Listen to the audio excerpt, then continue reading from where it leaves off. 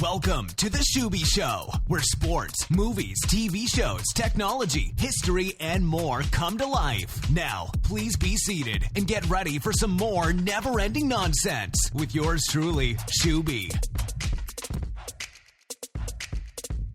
This is the Schuby Show with yours truly, Carson Schubert, and welcome to the show today. We've got a clip all lined up for you guys to listen to about the NFL Draft. I talked with Armchair All-Americans Draft analyst Grant Baker about his thoughts on the upcoming draft, on prospects, and a whole lot more. So please stay tuned as I will be playing that audio clip. So if you haven't listened to the You Don't Know Jack show, you can just get this part of the clip. It's almost a little over 40 minutes long, so it'll be just under our 45 minutes. But of course, before we get into that, of course, I've got to tell you how to interact with our show. First of all, you can follow me on Twitter at Radio Rubin. You can follow the show on Facebook, Twitter, and Instagram, all at The Schuby Show. And you can also visit our website, www.theschubyshow.webs.com. And don't forget that you can also email us, theshubyshow@gmail.com, if you know of somebody who's knowledgeable with sports, movies, TV shows, technology, history, or just think they'd be a good guest.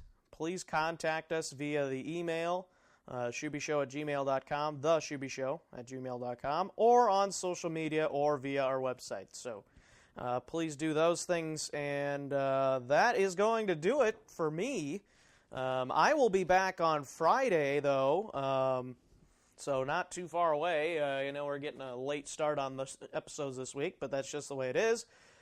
I will be interviewing Rhett Bollinger. It'll be a little bit shorter show, 20 to 30 minutes. I'll be talking to Rhett about the Twins' start to the season. They're 2-0 as of right now, undefeated as of 9 o'clock on Thursday morning.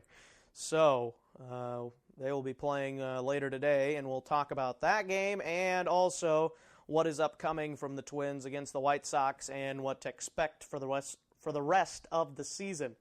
So we will do that on Friday with MLB.com's Twins beat writer, Rhett Bollinger. Good grief, I can't talk this morning. So that is going to do it for me. Here is Grant Baker and I talking about the NFL Draft on The Schuby Show. See you Friday.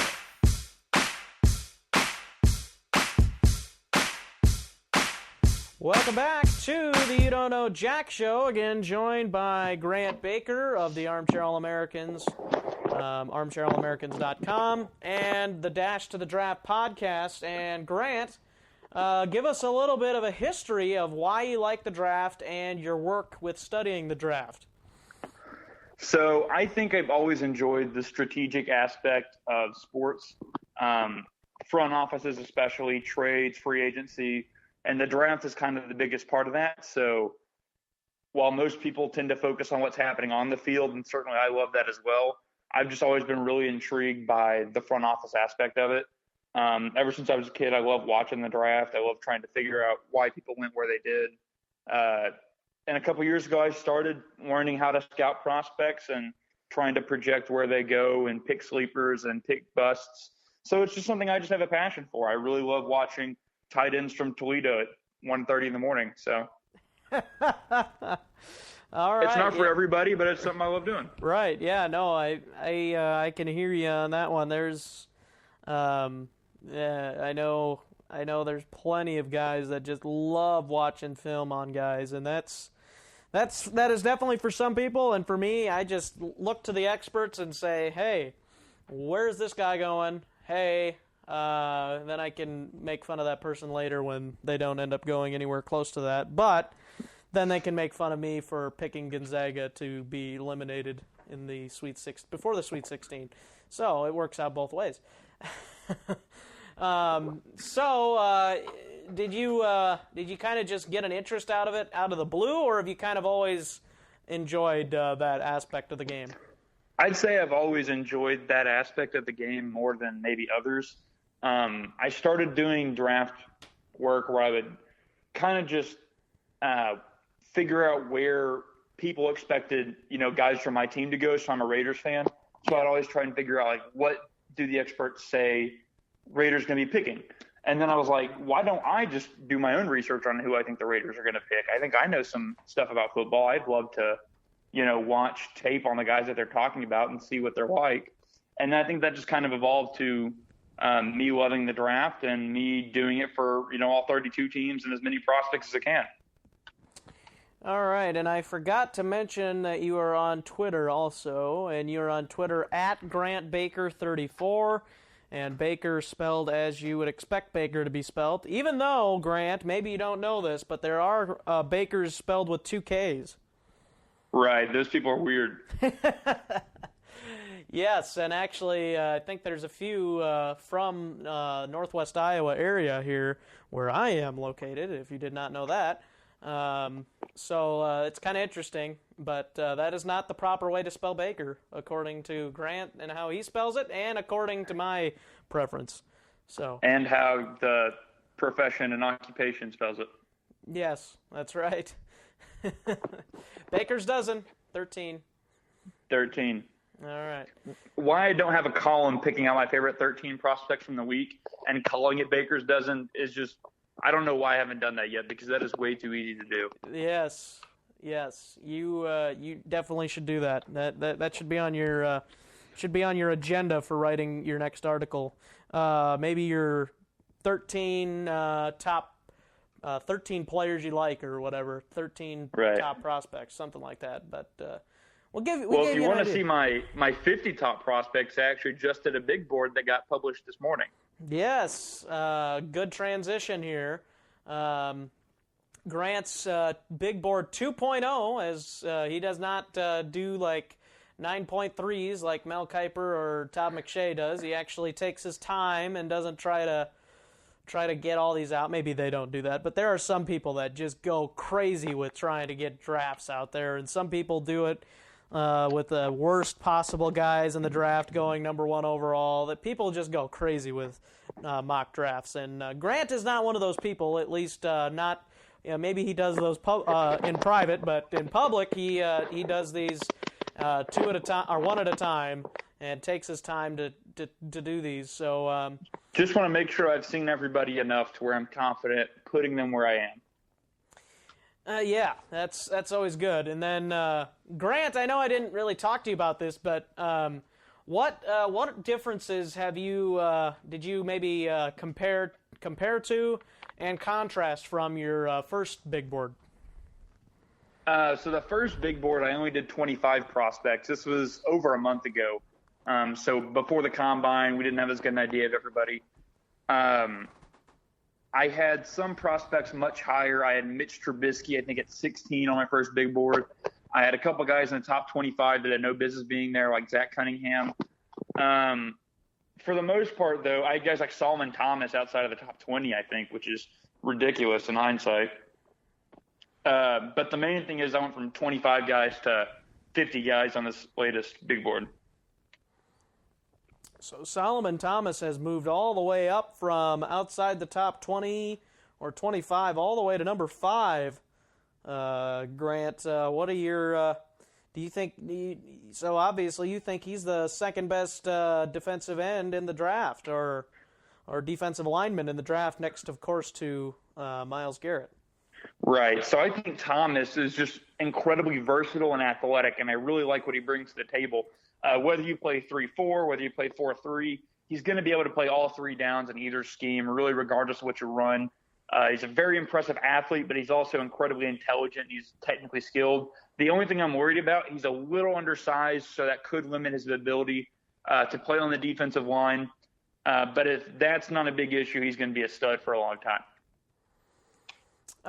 So now we can have a little bit of a debate here at number 6, where you have Leonard Fournette, and I am not a Leonard Fournette fan. I think he has definitely got the running ability, and he would be a good running back. That's why it's called running back. But I don't think he'd be a good halfback or a full down back. I think he's a good. I think the best comp for him is an oversized Adrian Peterson, maybe a LeGarrette Blount, but I think he's a better runner than LeGarrette Blount. But what are you? I know you have him at 6 here on your big board. I don't want to spoil your big board entirely, so people can read it and you can make some money. But why do you have him at 6, and why do you have him in front of these other running backs? Dalvin Cook, Christian McCaffrey, Alvin Kamara, those guys are behind Fournette on my running back list. All three of those guys are unquestionably better third down backs.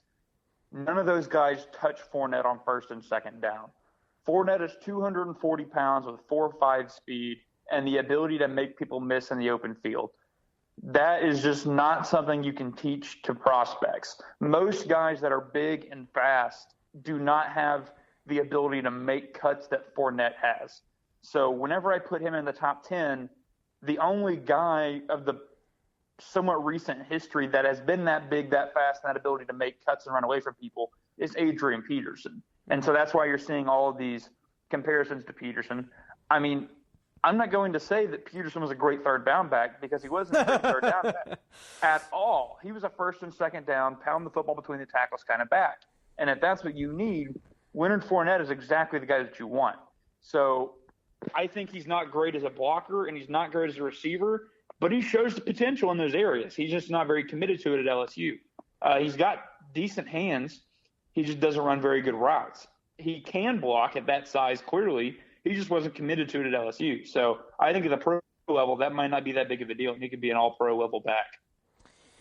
See, I am kind of in the opposite direction. I don't think he's going to be able to accustom himself to doing those other things very well. Adrian Peterson never adjusted to catching the ball out of the backfield. I mean, he did to an extent, but he was never good enough at it. He couldn't stay on the field. Adrian Peterson's going to go to the Hall of Fame, though. Like, you don't have to be a great receiver to be a great running back. Right, but if you're looking from the Vikings offense, you wanted more of a playmaker, like a Jerick McKinnon type, in the fact that he can catch the ball in the backfield and he can run, or like maybe even more of a newer comp, Latavius Murray, which maybe can't do those things as well as you would want a third down back to do. Latavius Murray is a watered-down version of Adrian Peterson. He's not a great receiver out of the backfield either. But most teams have two backs for this reason. You have a running back on first and second down. You have a running back on third down that can catch the ball out of the backfield and as a receiving threat.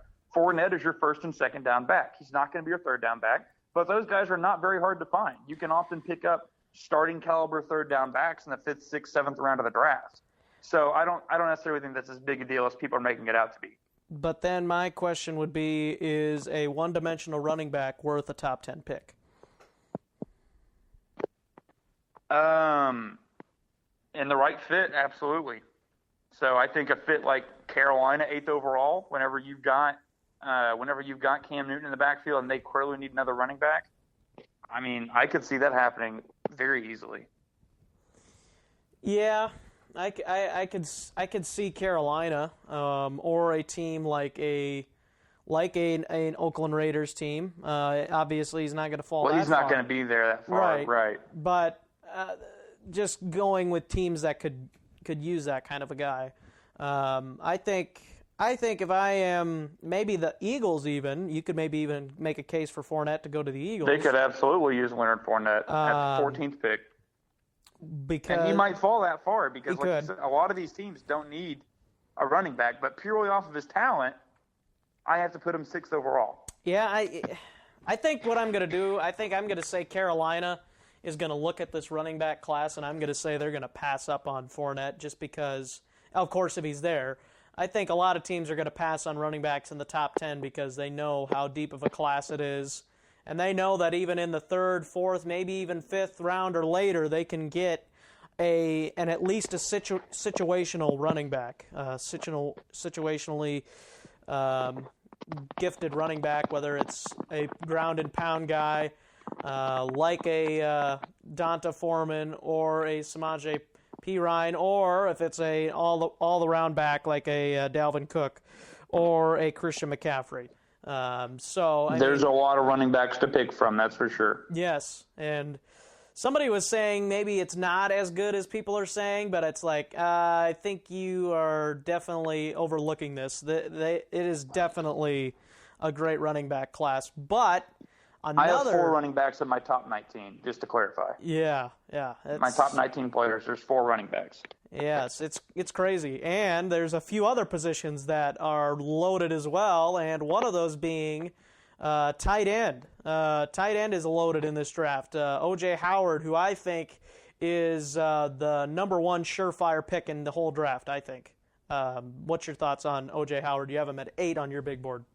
I have him at 8 on my big board, which is very, very high for a tight end because he's top 3 as far as surefire picks, in my opinion. He fits any scheme as a tight end. He's a very, very good blocker, very, very good blocker. He ran the same 40-yard dash time as Fournette, but he was 10 pounds heavier. He can run routes. He's got pretty good hands. Like I said, he fits any system you want. I think the best fit would be for a power system team like Tennessee that could use a tight end to stretch the seam down the field. That would be just filthy. That would be.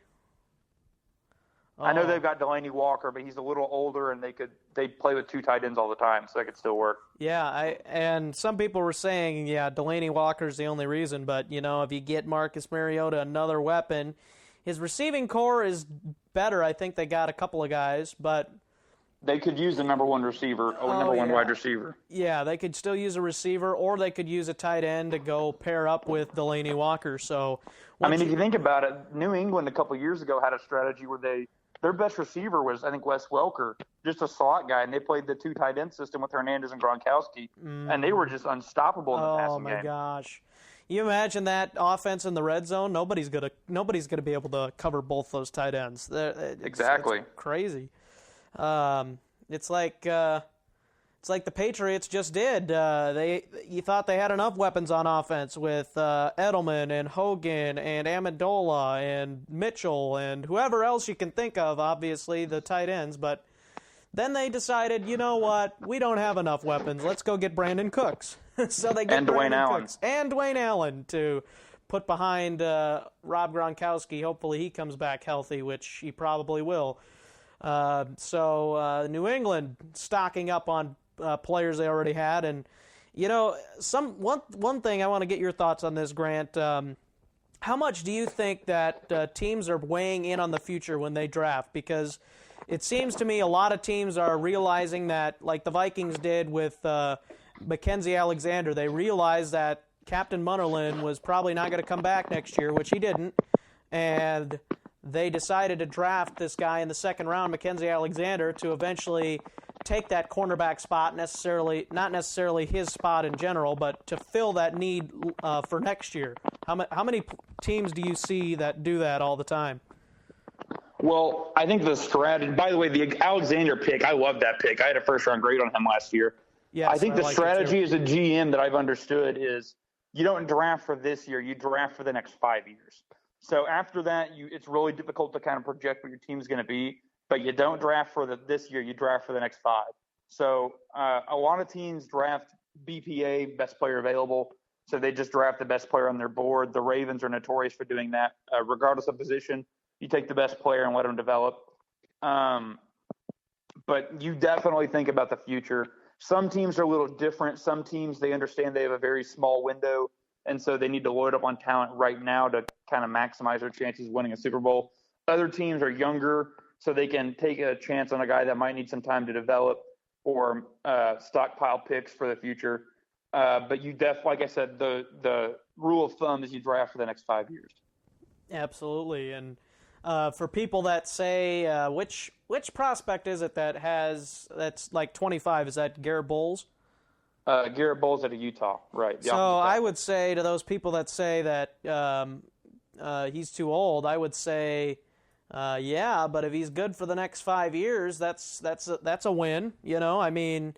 Because if you look at the Vikings, Cordero Patterson, a wasted first-round pick. Obviously a phenomenal kick returner. Maybe they didn't use him the right way. You can make all these arguments, but I think that's a wasted first-round pick. Treadwell last year, obviously a wasted first-round pick so far. Well, it's a little early on Treadwell, right. But yeah, it certainly looks like he's a bust at this point. Yes, actually, I am a part of another podcast now, Norse Code, and one of the guys, Reef Hassan, a Vikings guy, just wrote an article on Treadwell and other receivers that actually had a terrible rookie year and came back, and he said that he gave a hint to the article by saying there's not too many. So hopefully Treadwell will be an outlier, but... well, if you think about, just real quick, Tim Brown, the guy for the Raiders, first 3 years in the league, 2 or 3 years in the league, really didn't do anything as a receiver.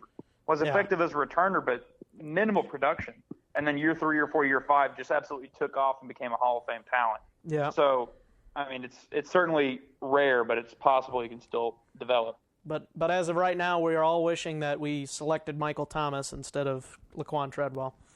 He's a beast. Michael Thomas is a stud. Yes. So just a few more questions here before we get back into the notes. I'm going off topic again, as usual. Reuben Foster, you have him as your number 1 linebacker. Surprise, surprise. What do you like about him, and do you think he's better than C.J. Mosley coming out?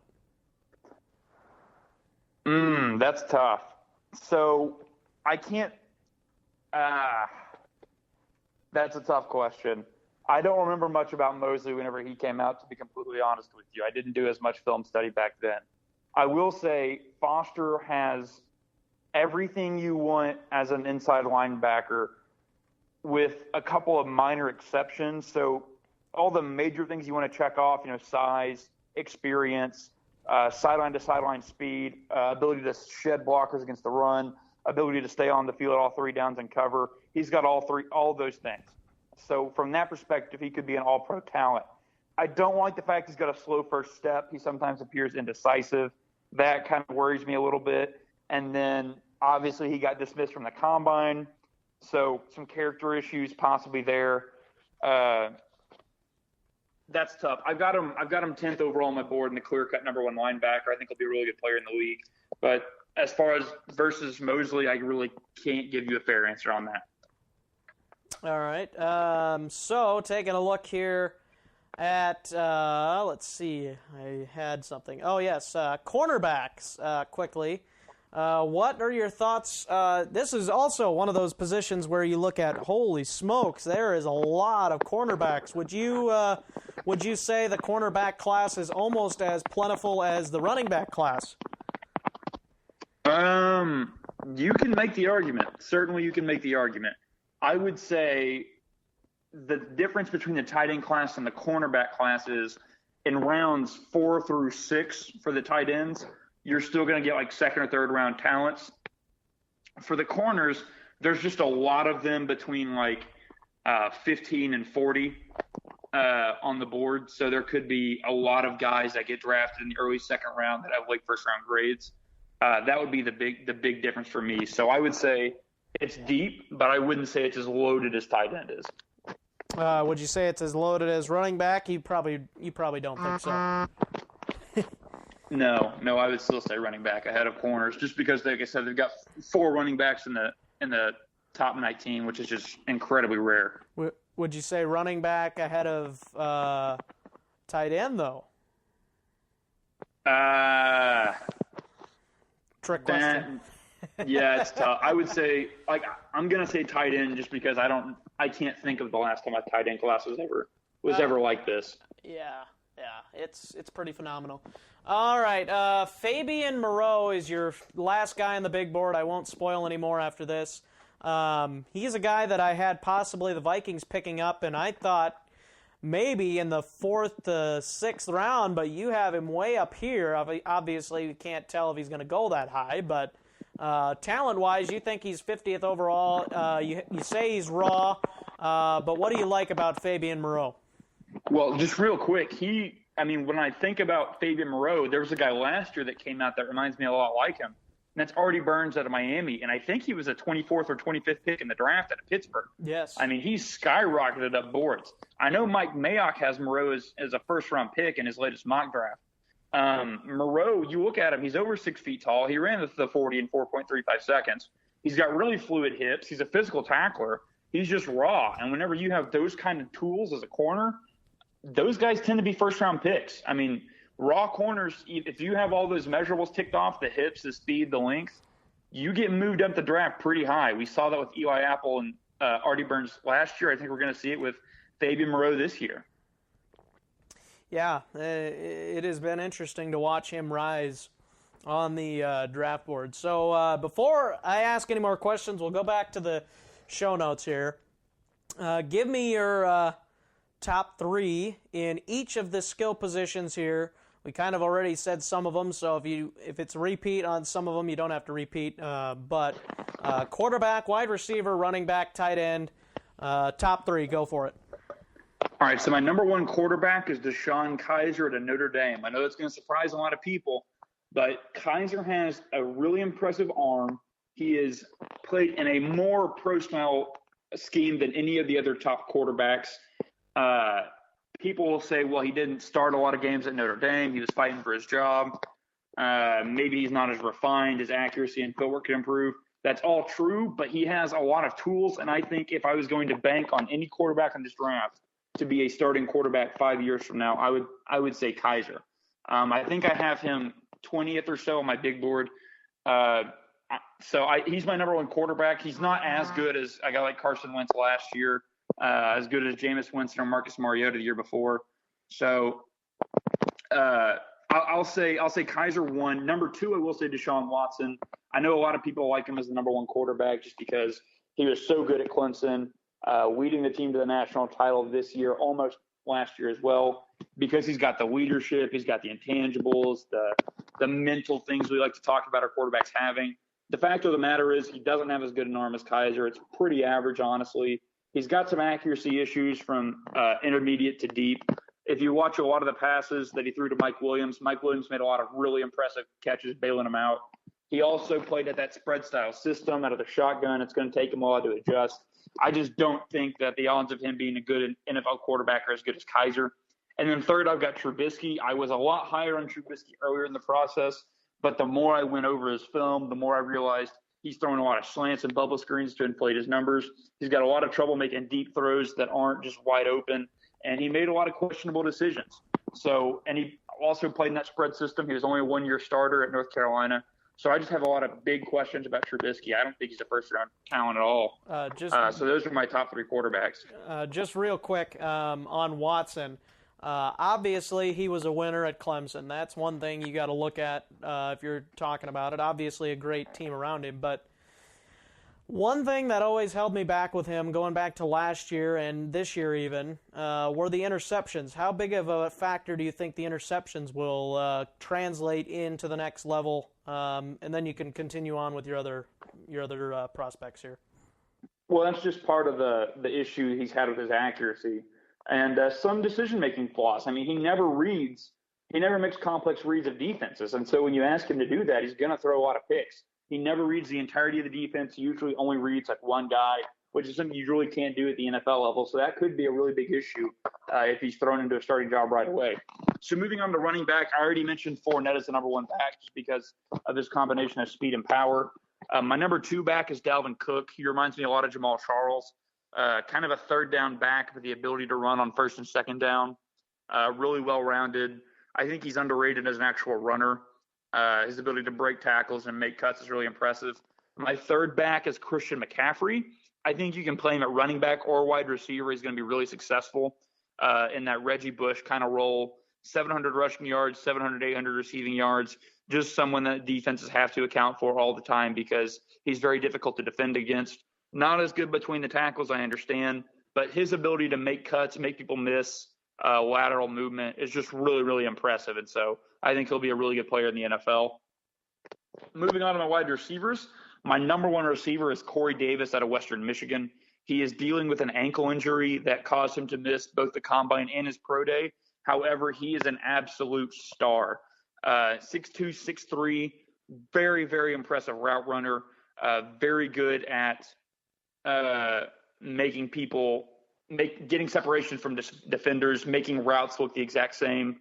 He can go deep. He can be a threat in the red zone. He's got great hands. I think he's a number 1 receiver in the NFL. I really, really am impressed with him. Number 2 is going to be John Ross out of Washington. Little smaller than the other receivers on this list, but he ran at 4.2, 240 time, just ridiculous speed. He interviewed really, really well at the combine. A lot of general managers were impressed with him. He's a very impressive route runner. He's got incredible foot quickness. I am worried about his injury history. the guy that he kind of reminds me of coming out of college, and you'll know this, remember this guy as a Vikings fan, is Percy Harvin. Just that amount of speed and quickness and versatility, but he does have the injury issues, which could be a really, really big deal. So my third wide receiver is going to be Mike Williams out of Clemson.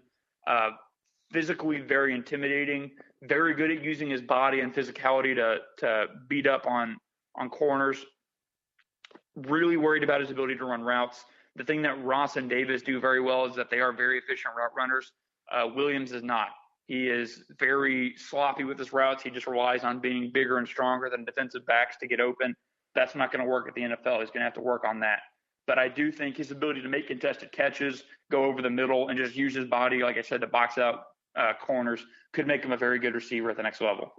And then finally, tight ends. We touched on it earlier. O.J. Howard, very safe pick, very versatile. Already went over him. My number 2 tight end is actually Evan Ingram. And a lot of people have David Njoku ahead of him. I have Ingram just because I think his speed and the slot and his ability to run routes is going to be a very, very big asset. Njoku is much, much more raw. Ingram needs to be able to line up in a three-point stance if he's actually going to play tight end, and he needs to learn how to block. But as a receiving tight end, very, very impressive, playing that H-back style. And then third, I have Njoku out of Miami, David Njoku. Long, very much an NFL body, very good at jump balls, incredible vertical leap, long arms, very good hands, but like I said, very raw. So if you get Njoku to develop into his full potential, certainly could be an all-pro in the Tony Gonzalez, Rob Gronkowski mold, but he's very raw, and you'll have to develop him and, of course, take a chance on him. Would you say Evan Ingram is maybe a good comp for him would be Jared Cook maybe? I think that's I think that's a very good comparison, actually. Just very speedy, very good receiver, not necessarily a great blocker. I think that's a good comparison. All right, because, that kind of came to mind because, obviously, the Raiders signed him, which obviously I think has been the best move by the Raiders so far in their offseason. We'll talk about the Raiders here in a minute. But any other thoughts? Let's see here. I got some other notes I missed on here. Top 5 defensive players in the draft, in your opinion, and a little bit of, you don't have to spend time on Garrett because we know how good he is and everything, but some of the other players, top 5 defensive players, go for it. So my top 5 defensive players are actually just my top 5 players, period. My top 5 players in the draft are all defense. 1, I do have Garrett. Number 2, I've got Malik Hooker out of Ohio State, the free safety. And there's a lot of debate between him and Jamal Adams. I think Malik Hooker is the next Ed Reed. Instincts, ball skills, speed, range, just ridiculous levels of range. You can try and throw deep on him, but when he's playing deep safety, it is almost impossible to do. There were a lot of teams that tried to throw, the long ball down the sideline. Hooker came over from the middle of the field and made him pay. So if you're looking for a deep safety to play the Reggie Nelson, Ed Reed role, Eric Weddle, that's your guy. And I think he's absolutely going to be a stud in the next level. So I got him as my number 2 overall player. Number 3, I've got Marshawn Lattimore. Number 1 corners are really hard to find in the NFL, and they are big-time commodities if you can find them. And I think Marshawn Lattimore looks a lot like Patrick Peterson. When you talk about 6 feet tall, sub-4.4 40 time, does not let people get any separation of man-to-man, has the ball skills to make you pay if you throw near him. Watching tape on Lattimore is incredible because quarterbacks wouldn't even look at the receiver he was defending. Like they would, for an entire half, just not even look at him. Forget throwing to him, wouldn't look at him because they knew he wasn't open. So that's just incredible levels of respect. 4th overall, I have Jamal Adams, the safety out of LSU. He's not the free safety with the range and the ball skills like Hooker is, but he's a really impressive in the box against the run. Super versatile, incredible leadership and intangibles and character, just A+ across the board in those categories. A little bit shorter than Hooker, but a bit thicker than he is. Ability to, like I said, really influence the running game and the passing game. That versatility, a team like San Francisco picking 2nd overall might take him at 2nd overall. And then 5th, I have Solomon Thomas, who I mentioned earlier. Just an athletic monster with a ton of versatility. I think he's going to be a stud for a long time. All right. As you can tell, Grant Baker knows his stuff. He does his homework. Taking a look now, Grant, some of the late bloomers, maybe, so to speak. Rounds 5 through 7. Give me 3 guys you like on both sides of the ball, offensively, defensively. Go for it. All right. So rounds 5 through 7 is kind of difficult because I'm not going to go necessarily off my grade. I'm going to go off everybody else's grade. So these are guys that I like a lot more than everybody else at the back of the draft. So on offense, first we're going to start at a running back. Donnell Pumphrey out of San Diego State. You may know him as DJ Pumphrey. Broke Marshall Faulk's all-purpose yards record at San Diego State, which is just incredible. He's very small. He's not going to be a first and second down back, but he is a third down back machine. He's got great lateral quickness, great agility, very good receiver out of the backfield, runs pretty good routes. So I think he'll get picked up in the 5th or 6th round, and teams are going to be very happy having him as their third down back. My second guy is going to be a receiver out of North Carolina, Ryan Switzer. A lot of teams are starting to employ that strictly slot receiver guy, the Welker, the Edelman, the Cole Beasley, guys like that. I think Ryan Switzer is the next variation of them. Very quick, very fast, runs really precise and clean routes over the middle. Great slot receiver. Not going to be an outside receiver. Short, doesn't necessarily have the ability to go on the outside, but he's going to be an absolute beast in the slot. And then third, I've got Michael Roberts, the tight end out of Toledo. 270 pounds, 6'4", ran really well at the combine. Had 16 touchdowns his senior year at Toledo. Red zone machine. I have not seen him drop a pass yet. He's going to have to improve his blocking and his overall polish, but he's got, like I said, 270 pounds, ran really, really well at the combine, 16 touchdowns. That's an incredible amount of numbers. So that's my offensive guys.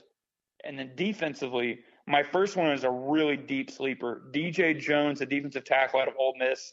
I've seen a lot of sites that say he's going to go undrafted. 320 pounds, 6'1", 6'2", defensive tackle. Very, very athletic. So that's the kind of guy that can play nose tackle or 3 technique on the inside of a line and be a rotational guy, stick in the NFL for a long time. Bit raw, very raw even, but 320 pounds and athletic is just not something you see every day. So I think that guy can be, DJ Jones at Ole Miss can be a really good player. Ewan Price, the edge defender out of Pittsburgh, he's only 5'11". He's a little under 6 foot, and that is what is causing him to fall so far. If he was 6'4", he would be a first-round pick. He is an absolute monster. He's got a great motor, very technically sound. He's drawing a lot of comparisons to Elvis Dumervil just because of the height and how ferocious he plays. So if he can overcome the height and the short arms, he can be a really good player, but that's certainly a big hurdle to climb. My second player is going to be Josh Harvey Clemens, safety out of Louisville. 6'4", 220 pounds, really athletic, long arms. A lot of people are comparing him to Cam Chancellor. The big problem is he's got 3 separate incidents of failed drug tests for marijuana. He has several off-the-field incidents and some minor injury questions. So a lot of teams are going to have him off the board because of that, but he could be a real steal in the 6th round, 5th round, 7th round area just because, like I said, a lot of Cam Chancellor comparisons, and I really like that comparison because he's so physical and versatile and just athletic and at that size. And that's all 3 defensive guys as well.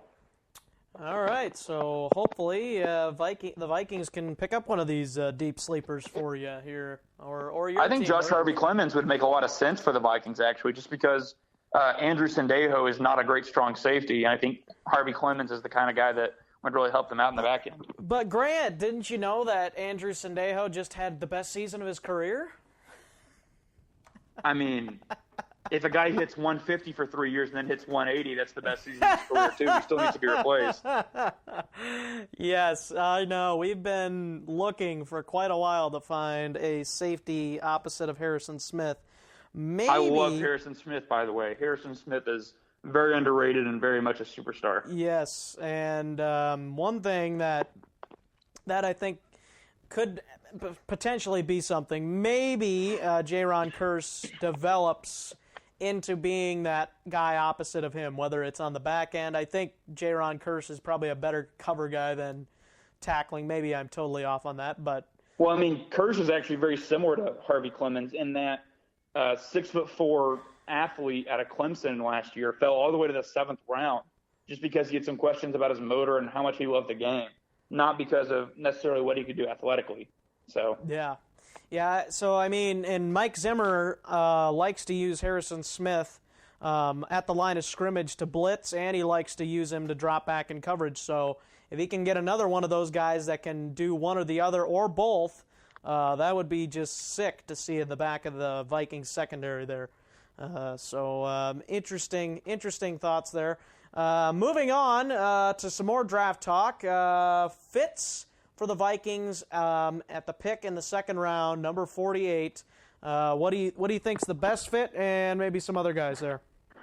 So the number one guy that I wrote down whenever you asked me this was Taylor Moton, the right tackle out of Western Michigan. Love it. Just because the Vikings offensive line is a bit rough, to be nice, and they could certainly use an upgraded offensive tackle. Moton's issue is he doesn't have very good feet. They're very clunky. They're very slow.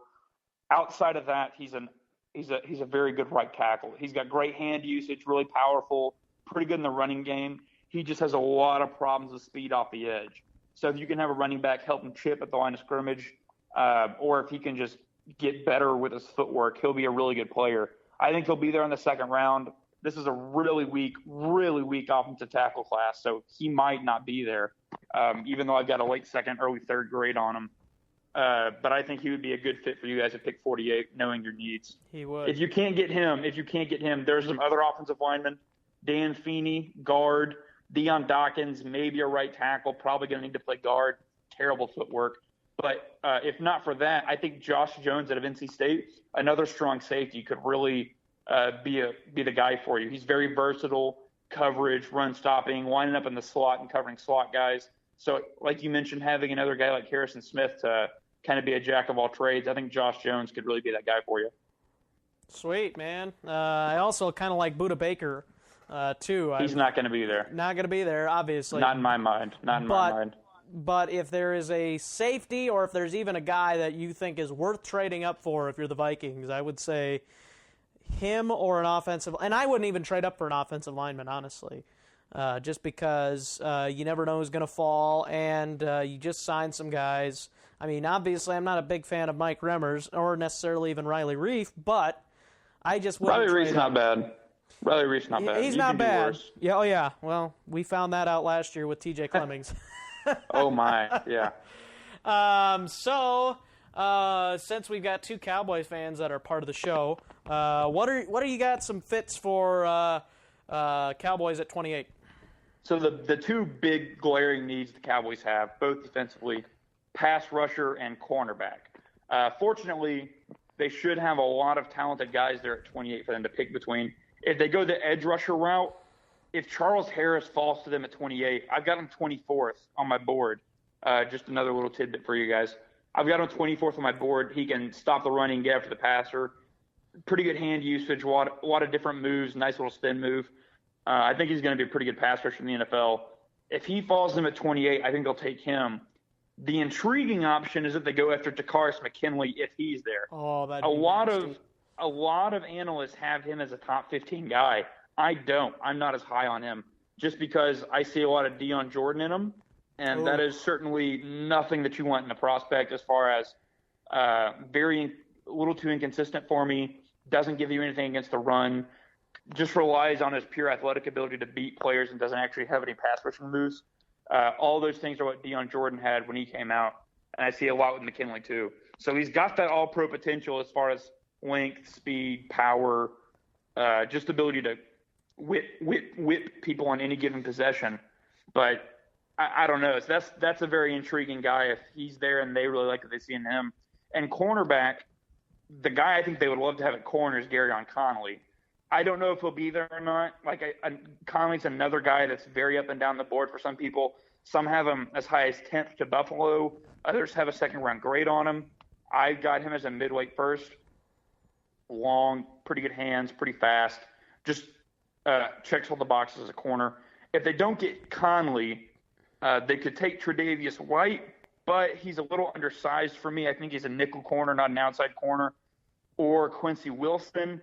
The problem with Wilson is he's not a traditional corner. He's one of the bigger Brandon Browner types. I think he's 6'2", 6'3", long arms, weighs like 215. He's got decent, pretty average hips and footwork. He just kind of relies on his size to press and play zone coverage. So I think, edge and corner, what they want to go for. If Harris or Conley falls to them, though, I think they're getting great value. Thanks for listening to The Schuby Show. We hope you mildly enjoyed yourself with more never-ending nonsense with yours truly. For more nonsense, go to the website, theschubyshow.webs.com. Get the show on iTunes, Google Play, YouTube, Stitcher, and TuneIn Radio. Until next time, Skol.